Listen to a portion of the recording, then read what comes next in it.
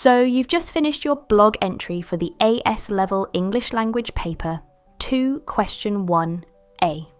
Great. Now what? Now comes the part where most students lose marks, not because they didn't write well, but because they didn't know how to explain what they did. Welcome to part 2 of this walkthrough, the reflective commentary. If you want to turn a decent blog into an A1 submission, this is where you show the examiner that you understand language and how you used it on purpose. In this video, I'll show you exactly how to approach question 1, task B from the same paper. You'll see what the examiner is really looking for, a clear structure for your commentary, a weak example and a high-level model, and most importantly, how to write with precision, purpose and control. Stay with me until the end, because once you understand how to do this well, you won't just pick up easy marks, you'll stand out. Here's the question. You are going to take part in a 2-week expedition to a remote location, and you have decided to write a blog about it. Part B says, write a reflective commentary on your text, explaining how your linguistic choices contribute to fulfilling the task set. It's worth 10 marks. This is your chance to explain your creative decisions. You're not repeating your blog. You're showing the examiner that you understand how your language works. A successful commentary explains your purpose and audience, discusses tone and register, analyses specific language choices, explains the effect of those choices, and uses clear analytical language throughout. You must avoid vague phrases like I used good vocabulary or I wanted to make it interesting. Instead, use short, focused quotes from your blog and explain exactly why you used them. Don't paste full sentences. Just lift key phrases or a few well-chosen words and then zoom in on how they work. That's what examiners want to see. A simple structure you can follow is this. Introduce your purpose and audience, comment on tone and register, then analyse your language features one by one using short quotes and effect.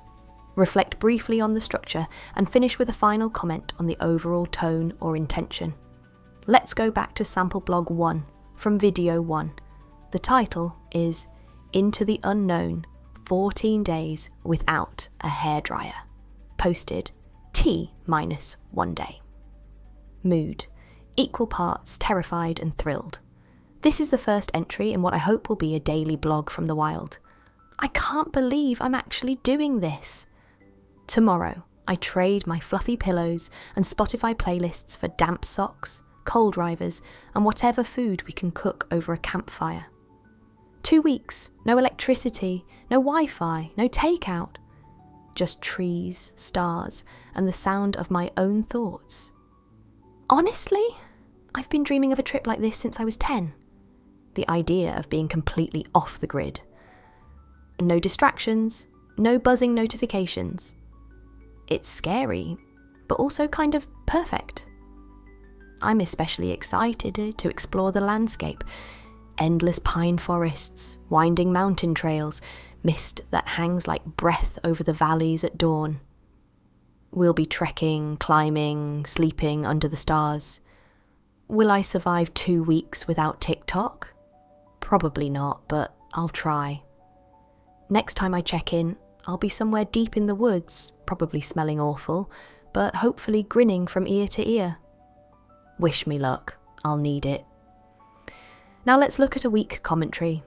In my blog, I wrote about going on a 2-week expedition. I used some adjectives and personal language to show my excitement. I said I was looking forward to things like hiking and sleeping under the stars. I tried to make it sound interesting and fun. I also used short sentences and rhetorical questions to show how I felt. For example, I asked, will I survive 2 weeks without TikTok? To add humour.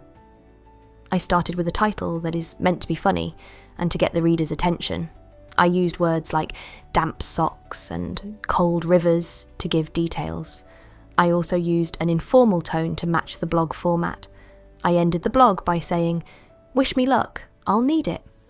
To create suspense and show that I don't know what will happen, I used first person to sound personal. I wanted it to be emotional, so the reader understands how I feel. I think my choice helps show what the trip will be like. Now here's a much stronger version of the same task. The purpose of my blog was to build anticipation before a 2-week expedition and to introduce the tone of a personal blog series. Since this was my first blog entry, I needed to establish voice, emotional tone, and reader connection from the start. I framed it clearly as my first entry, which establishes this as the beginning of a journey. I also mentioned my intention to keep it a daily blog, which sets reader expectations and mirrors typical blog structure. The phrase T-1 day creates a countdown tone and adds suspense. The words terrified and thrilled introduce contrast and emotional honesty. These paired adjectives help the reader understand my internal conflict.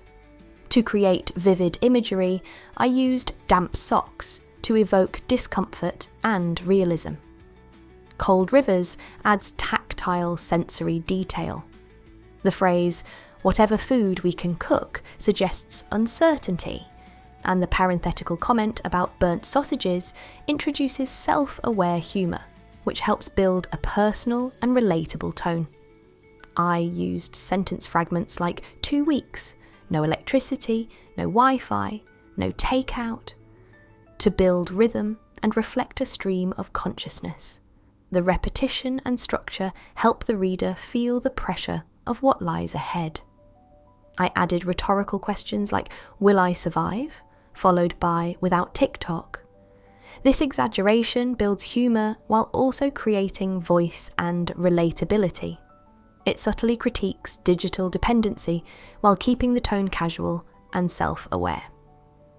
Later in the blog, the phrase mist that hangs introduces natural imagery and, like breath over the valleys at dawn, softens the tone with metaphor. It creates contrast with the earlier tension and suggests a more reflective, poetic side to the journey. The closing line, wish me luck, is a direct address that mirrors the personal nature of blogs. When I say I'll need it, I express uncertainty and vulnerability, which makes the post feel honest and unfinished, perfect for a first blog entry. In conclusion, I chose language that combines humour, reflection, and a consistent informal tone to introduce both the narrator and the journey. Every choice was made to support the genre of a personal blog and establish a tone that would carry forward in future entries. If you follow this model, focus on short quotes, explain their effect, and think about how each line connects to the purpose and audience, you will be writing at a high level. This is not about retelling what you wrote. It's about showing you understood how you shaped language intentionally. Are you now ready to write your own blog entry and reflective commentary? If this breakdown helped you feel more confident, don't forget to like the video, subscribe to the channel, and leave a comment to let us know what you'd like us to cover next. Thanks for watching and good luck with your writing. May your Wi-Fi stay strong and your word count stay under control.